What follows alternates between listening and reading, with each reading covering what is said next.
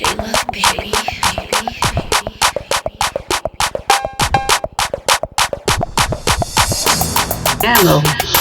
Today I'm working on this super easy, exciting method to making this bonnet.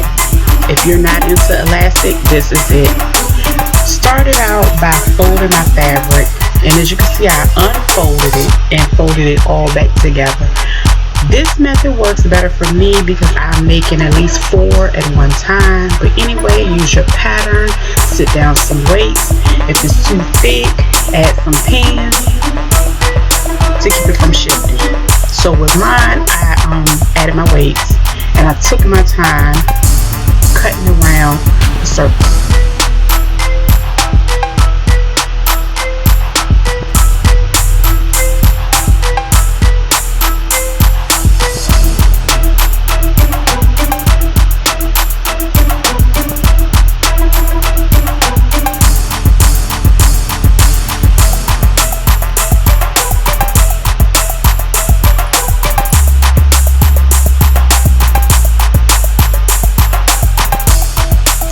As you can see here, I have 1, 2, 3, and 4.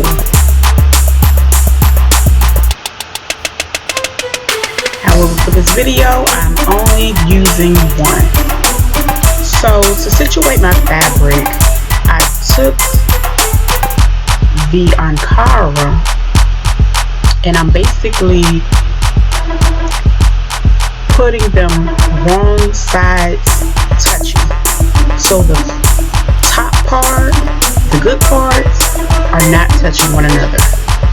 Because when I gather it, I want it already as if, I'm going to just sit it on top of my head. And as you can see, I'm pinning it together to keep it from shifting.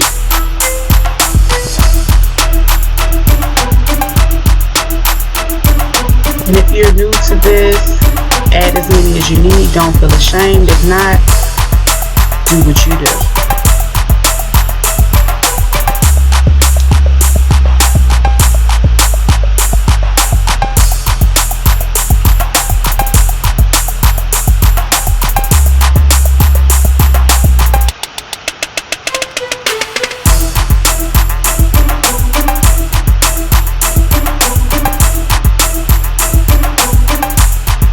Okay, since I didn't cut these around the same time, I have some excess left over on the blue one, which is fine.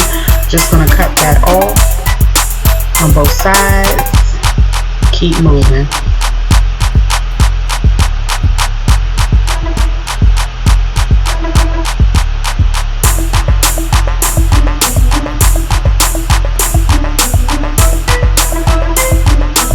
Okay, here comes the fun part.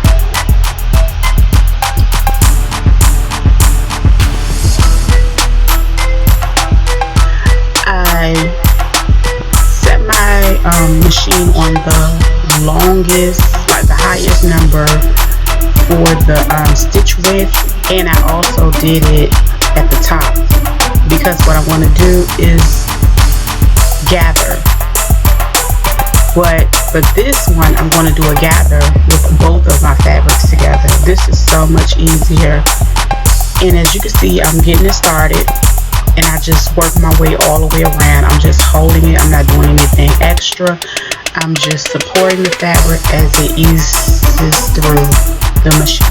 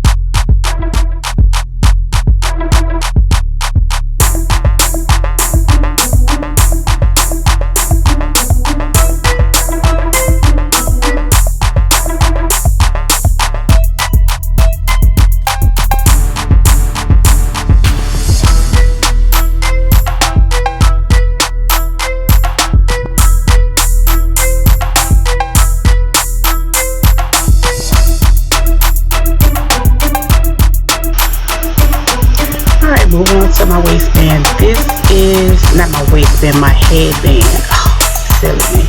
But anyway, this is the fabric I'm using. And as you can see, I turned it right face. So the good side that we want to see, they're going to be touching one another.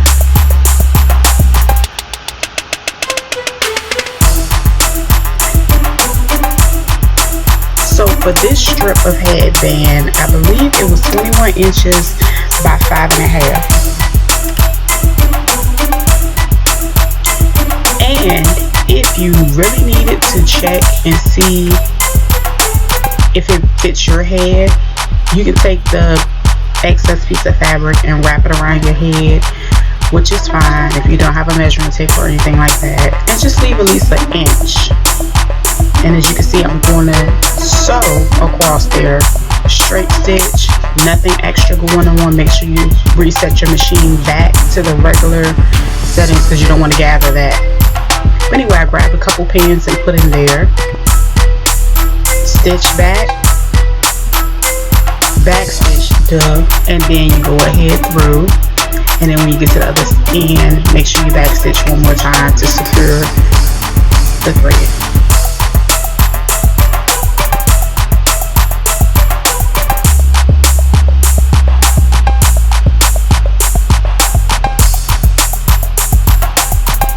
And as you can see, I just go ahead and cut off my excess thread on the back of the machine.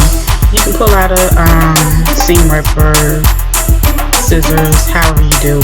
But anyway, so I fold it together and I open the seams.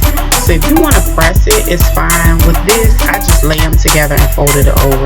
But as you can see, I went and pinned in 4 spots. Try to make them as even as possible.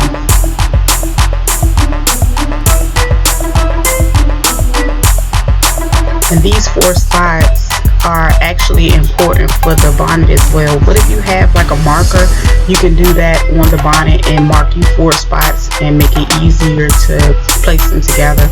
With me, I just guess I decided to struggle a little bit today. But anyway,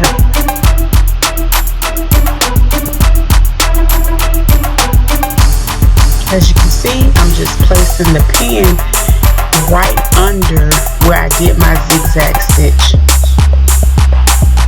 To me, this made it a much more snug fit for the cap that I was trying to make for myself. Now if you want an oversized bonnet, of course you will cut the bonnet bigger and you'll have more for the head space. Anyway, once I get those 4 pins in, I go in and I take some the opposite way. And this is a good way to use it just in case you're a beginner and you just want to make sure the fabric doesn't shift. Shoot, it worked for me and I've been sewing for a while. So do what works for you.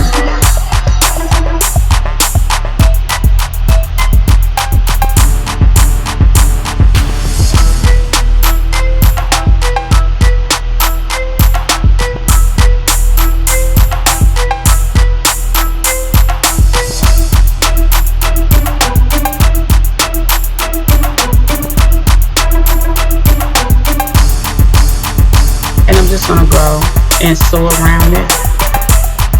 Now what I decided to use was a zigzag stitch. My zigzag stitch setting, I put it on 2. I believe the spacing was already preset to like 2.5, and I just basically back stitch and go all the way around the garment until the 2 lines are meeting, of course.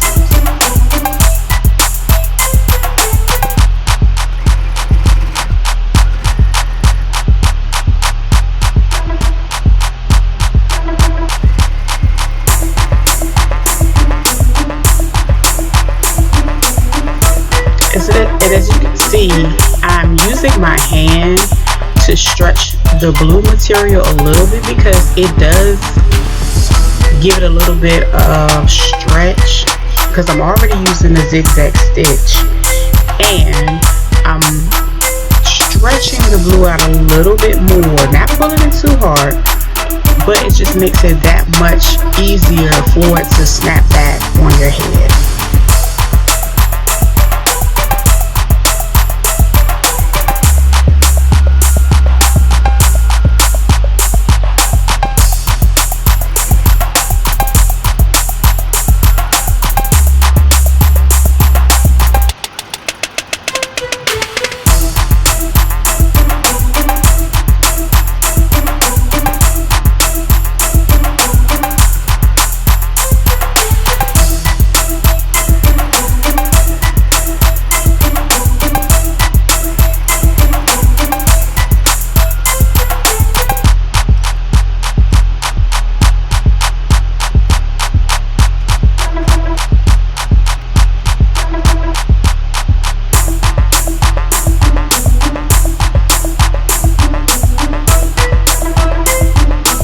And as you can see, you did it, you made it. Okay, so the only step left is these edges. Oh, the edges. What you can do, if you don't have a serger, you can just cut all of that off as far as the satin, or you can fold it and stitch it down, or this preferably a zigzag stitch so it won't so none of the stitching will pop. But anyway, if you don't want to do that method, I use my serger to clean up the edges. This is very important for me because I sell bonnets and I make them and I sew often. So check my do-rag out, y'all. I'm gonna add that video soon. But anyway, the serger made it that much easier. It cut off the excess. I did go off camera and cut the collar part off because it was really thick and protruding out. But this is it, guys. I hope you enjoyed this video. This method has made my life so much easier. I did it with satin bonnets, and I'm excited to use this technique with my Ankara ones as well.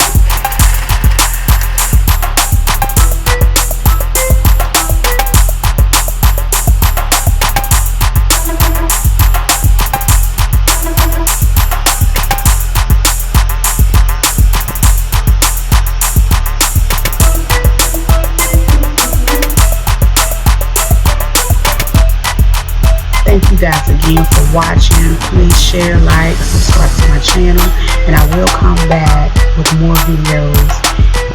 Thank you.